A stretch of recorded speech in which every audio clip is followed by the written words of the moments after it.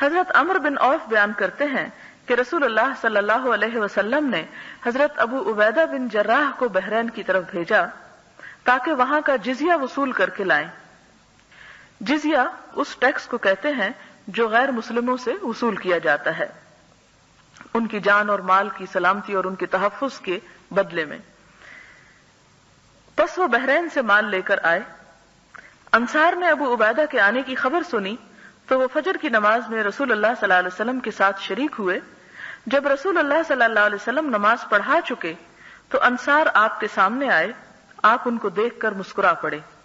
اور فرمایا، میرا خیال ہے کہ تم نے سنا ہے کہ ابو عبیدہ بحرین سے کچھ مال لے کر آیا ہے۔ انصار نے عرض کیا، جی ہاں یا رسول اللہ۔ آپ نے فرمایا، خوش ہو جاؤ اور اس چیز کی امید رکھو جو تمہارے لیے خوشی کا باعث ہوگی۔ اللہ کی قسم مجھے تمہاری فقیری کا اندیشہ نہیں ہے، لیکن مجھے خوف رہتا ہے کہ تم پر بھی دنیا کی فراوانی اسی طرح ہوگی جس طرح تم سے پہلے لوگوں پر ہوئی تھی،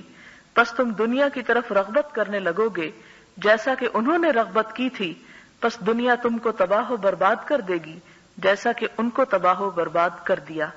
یہ بخاری اور مسلم کی روایت ہے۔ یہاں پر ایک بات تو یہ پتہ چلتی ہے کہ انصار کہ یہ لوگ جو اس دن حضور صلی اللہ علیہ وسلم کے ساتھ نماز میں تھے ہر روز نماز میں نہیں ہوتے تھے،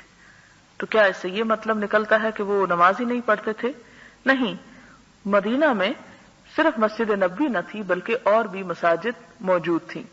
جس میں لوگ نماز ادا کیا کرتے تھے، بالکل اس کے قریب نہیں بلکہ ارد گرد کی بستیوں میں، جیسے قباء کی مسجد تھی، مسجد قباء جو آج بھی مشہور ہے۔ اس کے علاوہ اور بھی آپ 7 مساجد کے نام سے جو مسجدوں کی زیارت مدینہ میں جانے والے لوگ کرتے ہیں وہ جانتے ہیں کہ مختلف مساجد جن میں حضور صلی اللہ علیہ وسلم نے نماز پڑھی یا کہیں ایک مرتبہ آپ نے پڑھائی تو پھر اسی جگہ کو مسجد بنا لیا گیا۔ جیسا کہ ایک صحابی جو تھے انہوں نے عرض کیا کہ اللہ کے رسول صلی اللہ علیہ وسلم، میرے اور مسجد کے درمیان ایک نالا بہتا ہے اور جب بارش ہوتی ہے تو وہ پانی بہت ہو جاتا ہے اور میں آپ کے تک پہنچ نہیں سکتا، لہٰذا میں چاہتا ہوں کہ آپ میرے گھر تشریف لائیں اور نماز ادا کریں تاکہ جس جگہ آپ نماز پڑھیں اسی جگہ کو میں مسجد بنا لوں۔ تو آپ صلی اللہ علیہ وسلم وہاں تشریف لے گئے اور انہوں نے نفل نماز وہاں پر ادا کی اور جماعت کے ساتھ کی، جس سے یہ پتہ چلتا ہے کہ نفل نماز بھی جماعت سے ادا کی جا سکتی ہے۔ جیسے مثال کے طور پر صلاۃ التسبیح وغیرہ ہم نفلی نماز ہے لیکن جماعت سے ادا کرتے ہیں۔ تو پھر اس جگہ کو بھی مسجد بنا لیا گیا، یعنی دور دور لوگ جو مسجد نبوی سے رہتے تھے وہ اپنے ارد گرد کی مساجد میں نماز پڑھتے تھے اور ایسا کرنا ان کے لیے کوئی غلط بات نہ تھی۔ تو اس روز وہ جب انہوں نے سنا کہ ابو عبیدہ جو ہے وہ کچھ مال لائے ہیں، جزیہ لائے ہیں جو مسلمانوں پہ تقسیم ہوگا، تو وہ حضور صلی اللہ علیہ وسلم کے سامنے آئے تاکہ حضور صلی اللہ علیہ وسلم تقسیم کے وقت ان کو بھی یاد رکھیں۔ جب آپ نے ان کو دیکھا تو مسکرا پڑے اور فرمایا کہ تمہیں خوشخبری دی جائے گی اور تم خوش ہو جاؤ گے جو دیکھو گے، یعنی واقعی تمہیں بھی مال دیا جائے گا۔ پھر اس کے بعد یہ ہوا کہ آپ صلی اللہ علیہ وسلم نے اس موقع پر ان کی توجہ ایک بہت اہم بات کی طرف کروائی، اور وہ بات کیا تھی کہ مجھے تمہاری فقیری سے ڈر نہیں لگتا کہ تم فقیر ہوگے تو تم پر کوئی آفت گزرے گی، مجھے تمہاری غنا سے ڈر لگتا ہے، اس لیے کہ جب تک انسان کے اوپر مشکل وقت ہوتا ہے وہ پھر بھی کسی نہ کسی طرح اللہ تعالیٰ کی طرف رجوع کر لیتا ہے، کسی نہ کسی بہانے اللہ کو یاد کر لیتا ہے، یعنی شدت کے وقت اور تکلیف کے وقت قدرتی طور پر اللہ تعالیٰ زیادہ یاد آتے ہیں بنسبت آسانی اور خوشی اور راحت کے موقع پر، پھر شکر ادا کرنے والے کم ہوتے ہیں۔ تو فرمایا کہ مجھے تم پر یہ ڈر ہے کہ تم پر بھی دنیا فراواں ہو جائے گی اور پھر تم اس میں رغبت کرنے لگو گے۔ دنیا کی فراوانی اپنی جگہ بری چیز نہیں ہے، جو اصل خرابی ہے اور جو اصل برائی ہے وہ یہ ہے کہ انسان اس کے اندر محو ہو جائے اور اس کے اندر محو ہونے کے بعد اپنے فرائض سے غافل ہو جائے، اللہ تعالیٰ کی اطاعت سے غافل ہو جائے۔ اللہ تعالیٰ کے تقوی کے ساتھ مال اور دولت انسان کے لیے برائی نہیں ہے۔ اس کی مثال آپ وہ یاد رکھیں کہ جس میں حضور صلی اللہ علیہ وسلم کے پاس صحابہ کرام آئے اور انہوں نے عرض کیا کہ اللہ کے رسول صلی اللہ علیہ وسلم، ہمارے کچھ ساتھی ایسے ہیں کہ جن کو اللہ نے مال و دولت دے رکھا ہے اور وہ صدقہ خیرات کرتے ہیں، لہٰذا وہ اجر میں ہم سے بڑھے ہوئے ہیں، آپ ہمیں کوئی ایسی چیز بتائیں کہ ہمارا درجہ بھی ان کے برابر ہو۔ چنانچہ آپ نے ان کو تسبیحات بتا دی، سبحان اللہ، الحمدللہ، اللہ اکبر کا ذکر کرنا، کیونکہ یہ ذکر کرنا بھی صدقہ ہے۔ جس کے پاس مال نہ ہو وہ اپنا اس طرح صدقہ ادا کر سکتا ہے۔ جیسے کہ آپ نے فرمایا نا کہ جب صبح انسان اٹھتا ہے تو اس کے جوڑ جوڑ پر صدقہ واجب ہوتا ہے. جسم میں شاید 360 یا 65 کچھ اس طرح کا فگر بتایا کہ اتنے جوڑ ہیں اور ہر جوڑ پہ صدقہ واجب ہوتا ہے اور انسان کو ہر روز اس کا صدقہ ایک طرح سے دینا چاہیے. اب یہ کہ جب انسان سبحان اللہ اور الحمدللہ اور اللہ کا ذکر کرتا ہے تو دراصل یہ ان سارے اپنے جسم کا ایک طرح سے صدقہ ادا کرتا ہے. اب ایسی شکل میں جبکہ انسان کے پاس مال نہ ہو تو ذکر جو ہے وہ صدقہ کے قائم مقام ہو جاتا ہے. لہٰذا اس میں ان لوگوں کے لیے خوشخبری تھی، وہ گئے اور انہوں نے تسبیحات شروع کر دی. پھر کچھ دن کے بعد مالدار لوگوں کو وہی تسبیحات پتہ چل گئی تو انہوں نے بھی کرنا شروع کر دی. پھر وہ واپس آئے اور عرض کیا کہ اللہ کے رسول صلی اللہ علیہ وسلم اب یہ ہمارے مالدار ساتھیوں کو بھی پتہ چل گئی ہیں اور پھر وہ ہم سے درجے میں آگے بڑھ گئے، وہ صدقہ بھی کرتے ہیں اور تسبیح بھی پڑھتے ہیں. تو اس پر آپ صلی اللہ علیہ وسلم نے فرمایا یہ اللہ کا فضل ہے جسے چاہے دے. لہٰذا اگر انسان کے پاس مال و دولت ہو اور اس سے وہ نیکی اور خیر اور بھلائی کے کام کرتا ہو تو وہ انسان کے لیے پسندیدہ ہے.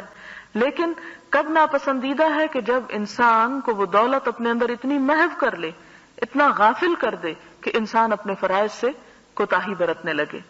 اور یہی وجہ ہے کہ آپ کو یاد ہوگا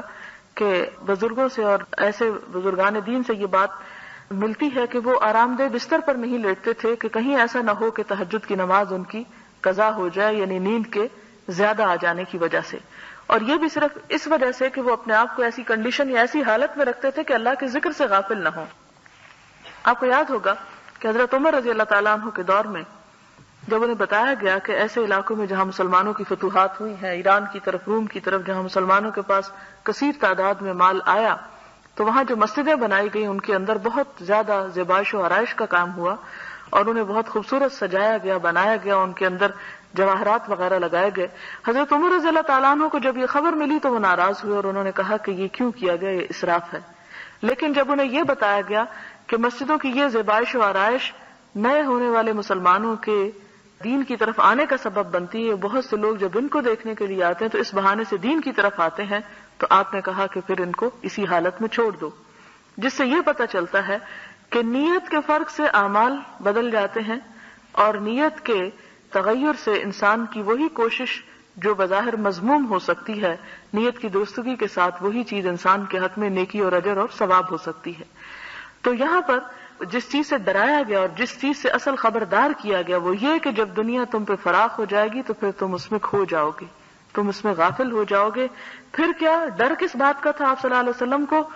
کہ پھر ہوگا یہ کہ جب تم اس کی طرف رغبت کرو گے اور تم اس میں غافل ہو جاؤ گے تو برباد ہو جاؤ گے، انہی قوموں کی طرح جن کو یہ سب کچھ ملا اور وہ ان میں کھو گئے اور پھر وہ برباد ہو گئے اور ان کی تباہی ہوئی.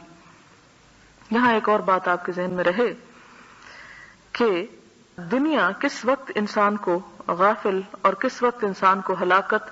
اور تباہی کی طرف لے جاتی ہے.